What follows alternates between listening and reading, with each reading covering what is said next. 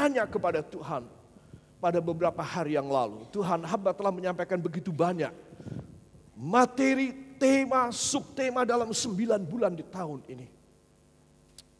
Tolong kasih pada hamba. Hamba buntu rasanya. Apa saja hamba sudah sampaikan dalam 9 bulan. Tapi Tuhan tolong kepada hamba. Kasih tahu apa kehendak-Mu Tuhan. Tuhan mengatakan luka hati dan cacat hati. Kalau 2 hal ini umatku tidak bisa disembuhkan. Dan umatku tetap ada pada lukanya dan pada cacatnya. Mereka tidak bisa menerima apapun yang baik. Kerajaan sorga tidak menjadi bagian mereka. Itu sebab saya minta kepada Tuhan. Tuhan, tolong kasih tahu. Ada apa saja dengan hal ini. Dan Tuhan memberitahu kepada saya dan kepada Anda. Sebab itu saya ingin mengajak semua kita yang datang pada sore hari ini. Supaya kita mohon darah Yesus. Katakan darah Yesus. Menyucikan hidup saya. Dari cacat hati dan luka hati. Amin. Nah, kita akan buka Alkitab kita pada 1 Samuel pasal yang pertama ayat yang ke-15 sampai 17. 1 Samuel 1 ayat 15 dan sampai dengan ayat yang ke-17. 1, 2. Tetapi Hana menjawab, bukan tuanku, aku seorang perempuan yang amat sangat bersusah hati. Anggur ataupun minuman yang memabukkan tidak kuminum. Melainkan aku mencurahkan isi hatiku di hadapan Tuhan. Janganlah anggap hamba-Mu ini seorang perempuan dursila. Sebab karena besarnya cemas dan sakit hati, aku berkata, aku berbicara demikian lama. Jawab Eli, pergilah dengan selamat dan Allah Israel akan memberikan kepadamu apa yang engkau minta daripadanya. Amin. Terima kasih, silakan duduk kembali. Kita tahu kisahnya. Seorang bapak, dia mempunyai istri yang bernama Hana, Bapak Elkana, saudara. Tapi dia punya istri yang kedua, saudara. Dan istri pertama tidak punya anak. Ya, kelihatannya ceritanya klasik sekali. Itu sebab dia ambil istri kedua punya anak terus. Sehingga istri yang pertama menjadi sakit hati. Dia berdoa seperti orang mabuk. Tidak ada kata-kata yang jelas yang bisa didengar. Cuma air mata dan cuma komat kamit aja. Imam Eli datang. Anakku, kamu lagi mabuk ya? Gereja bukan tempat untuk orang mabuk. Kamu lagi mabuk. Apa jawab dari Ibu Hana? Bapak, aku bukan mabuk. Jangan anggap aku perempuan nakal. Perempuan dursila. Aku bukan perempuan nakal. Tetapi karena sangat sakit hatiku. Makanya aku datang kepada Tuhan. Dan aku minta supaya hakku dan keadaanku dibelain. Supaya aku punya anak. Saudara.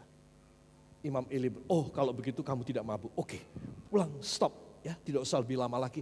Pulang, kamu akan mendapatkannya dari Tuhan.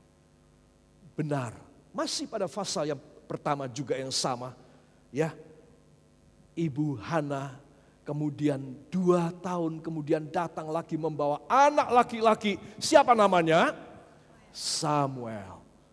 Dibawa datang kepada Tuhan, kepada Imam Eli. Dan diserahkan. Sekitar 3 tahun anak itu.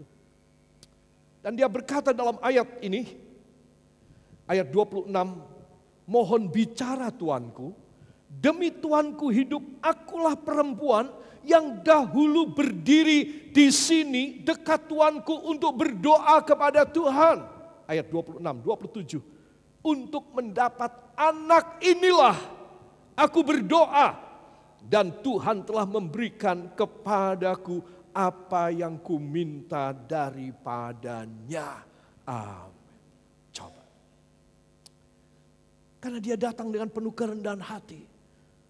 Dia membawa sakit hatinya. Sangat luka hati. Saya yakin hal ini lumrah bisa dialami oleh laki dan perempuan. Saudara. Oleh karena satu dan lain hal. Walau dengan kasus yang berbeda. Tetapi intinya luka hati. Apabila kita mengalami dan kita sedang berada pada luka hati. Saudara, maka saudara ada cara dari Tuhan. Katakan ada cara dari Tuhan. Mengubah luka hati saya.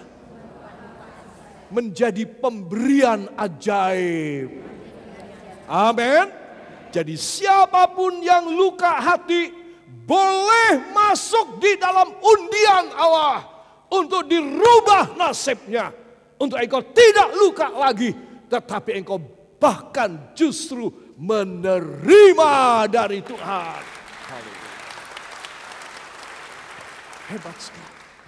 Luar biasa. Bila hidup dalam kebenaran. Katakan bila saya hidup dalam kebenaran. Walau saya tidak sanggup berdoa. Allah menjawab dengan ajaib. Luar biasa. Karena saking luka hatinya sampai dia tidak bisa omong bahasa mereka. Dia cuma komat kamit dan cuma menangis saja. Dan dia mengatakan, aku tidak sedang mabuk Bapak Pendeta. Aku tidak mabuk. Aku bukan perempuan nakal. Aku tidak suka minuman-minuman keras. Tapi aku sangat luka hatiku. Ada jalan. Bila Anda dan saya mengalami sesuatu yang berat dalam hidup ini, jangan ambil keputusan yang lain. Yang tidak populer di dalam sorga. Umpama, aku mau bunuh diri aja. Aku mau nekat aja. Aku mau balas saja. Aku mau serang balik dia. Itu tidak populer di sorga. Tidak populer sama sekali. Itu populer di neraka. Kalau Anda mempunyai satu sakit hati dan luka hati, datang kepada Tuhan Yesus. Seperti Ibu Hana, kau bisa mengubah luka hatiku Tuhan. Air mataku Tuhan menjadi berkat ajaib. Saudara sebentar pulang, ayo dipraktekkan saben hari. Tidak usah marah-marah emosional, tidak perlu. Tidak perlu engkau mendendam pada seseorang, tidak perlu. Engkau merugi sendiri dan Allah menjauh dari engkau. Anakku ini medeni ini, ya. Dia punya dendam kesumat. Mundur Tuhan. Kalau saya dan Anda tidak bertobat, maka malahan kita dihukum, nggak dapat apa-apa. Saudara. Poin yang kedua dari kisah ini. Bila luka hati telah sembuh dan doa kita dikabulkan, maka apa? Penuhi janjimu segera. Penting saudara. Kadang-kadang kita keluar janji kita kepada Tuhan. Nasar kita. Itu sebab orang Kristen itu disebut kaum Nasrani. Karena bernasar. Kita sering berjanji. Ya anak-anak, itu lumrah kalau mau ujian. Ya. Anak-anak kalau mau ujian janjinya apa? Tuhan, nanti kalau lulus saya mau setia datang ke kebaktian kaum muda. Hujan deres, hujan es, hujan duit. Saya tetap datang. Dipenuhi apa tidak? Kalau sudah lulus ujian, goodbye. Ya, Tuhan bilang, bayo dewe. Sampai ketemu yang akan datang. Saudara yang kekasih, kalau engkau sudah dikabulkan doamu, penuhi janjimu segera. Sebab anak-anak Tuhan harus tahu apa yang mereka katakan Bapak Elkana, yang ditulis Bapak Elkana dan Ibu Hana dengan membawa anak yang masih kecil Samuel datang kembali ke Silo, ke rumah Allah dan memberikan korban. Mereka memberikan korban yang banyak kepada Tuhan. Dan mereka pulang. Demikian setelah 3 tahun, 3 kali mereka meninggalkan si anak kecil Samuel di dalam rumah Tuhan. Dan mereka berdua pulang orang tua saja. Hana memenuhi dia punya janji. Bahwa anak, kalau dia dikasih anak, anak ini akan dipakai oleh Tuhan. Dia serahkan ke rumah Allah. Saudara diberkati oleh Tuhan. Saudara menerima janji Allah yang ajaib. Saudara mendapatkan sesuatu jawaban yang ajaib. Penuhi janji saudara. Amin. Ya, sebab dia adalah Allah yang penuh dengan belas kasihan. Amin, saudara. Pasal 2 ayat yang ke-7. Saya akan tutup bagian ini. Pasal 2 ayat yang ke-7. Orang yang memenuhi janjinya kepada Tuhan adalah orang yang di bawah S dan K, syarat dan ketentuan dan condition yang begitu hebat. Ya, pasal 2 ayat 7. 1, 2. Tuhan membuat miskin dan Tuhan membuat kaya. Ia merendahkan dan meninggikan juga. Amin. Saudara percaya? Yakin demikian? Ini pasal 2 adalah kata-kata dari Ibu Hana. Dia mengucap syukur kepada Tuhan. Salah satu diktumnya dia mengatakan, Tuhan, Engkau yang membuat miskin dan Engkau yang membuat kaya. Engkau meninggikan, Engkau merendahkan orang, Engkau meninggikan juga. Amin. Jadi kepada siapa? Kan benar Tuhan, aku ini datang cuma kepadamu. Sampai Bapak Pendeta menganggap aku orang mabuk, aku orang jahat atau orang nakal. Kan benar bahwa sekian tahun yang lampau aku datang di tempat ini karena aku dengan luka hati, dengan sangat memohon. Saudara, dia membutuhkan, dia datang di dalam rumah Allah. Dia sudah dapat, dia datang lagi ke rumah Allah. Ini satu pelajaran yang penting sekali, saudara. Tidak terus, anakku cuma satu, aku gak mungkin dikasih lagi deh.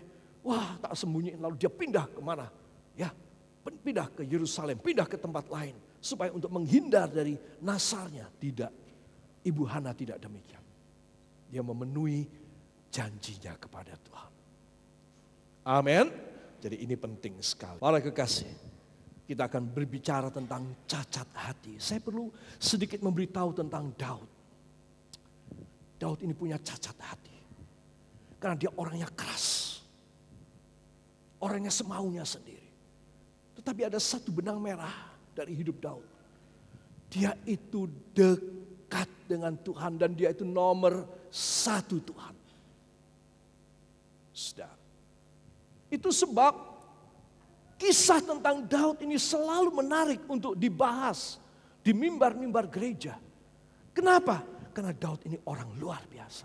Walau dia sendiri bukan orang baik. Aneh ya. Tetapi kita akan buka bersama dalam 1 Samuel pasal yang ke-30. Ayat yang ketiga dan ayat yang keempat.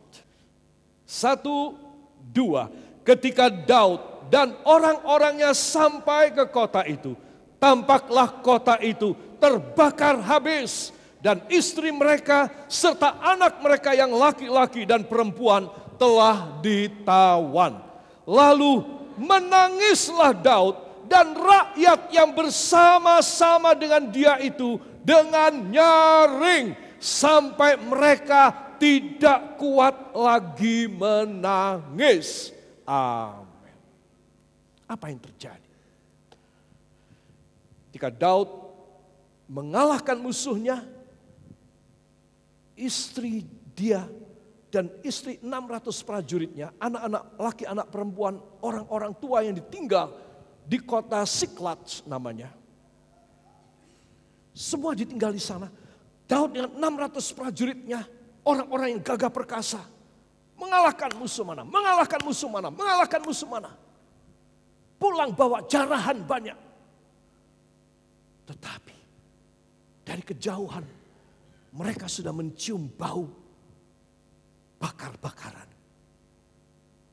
Ketika mereka mendekat, semua aduh, pucat mereka. Benar,